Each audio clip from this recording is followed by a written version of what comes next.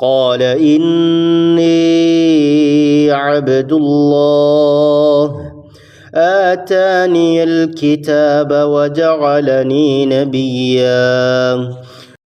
قال، وہ بولا، انی بے شک میں عبداللہ بندہ ہوں اللہ تعالیٰ کا، آتانی اس نے دی مجھے، الکتاب کتاب، وجعلنی اور اس نے بنایا مجھے، نبیًا نبی۔ بچہ بول اٹھا کہ میں اللہ تعالیٰ کا بندہ ہوں، اس نے مجھے کتاب عطا فرمائی اور مجھے اپنا پیغمبر بنایا۔ انی عبداللہ، گویا سب سے پہلا کلام جو عیسیٰ علیہ السلام نے اپنی زبان مبارک سے ادا فرمایا وہ اللہ تعالیٰ کی بندگی کا اعتراف تھا، جو ان کے خود اللہ تعالیٰ ہونے یا پھر اللہ تعالیٰ کا بیٹا ہونے یا تین معبودوں میں سے ایک ہونے کی صاف نفی ہے۔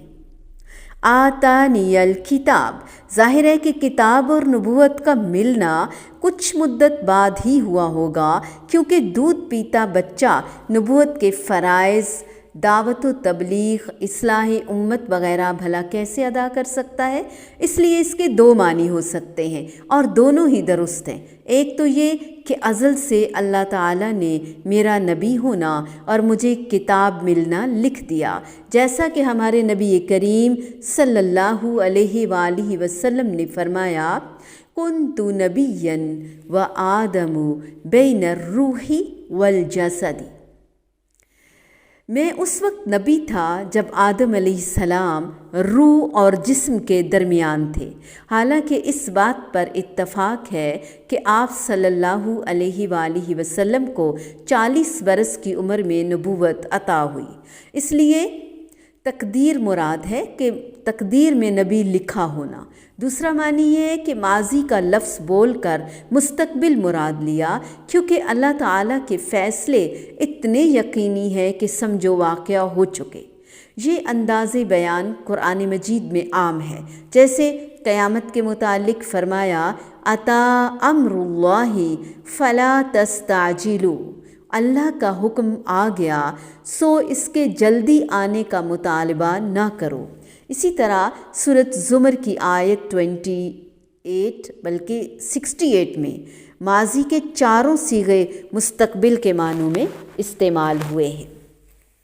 اب ہم نے یہ جو آیات پڑھی، اس میں ان واقعات میں ہمارے لیے کیا سبق ہے؟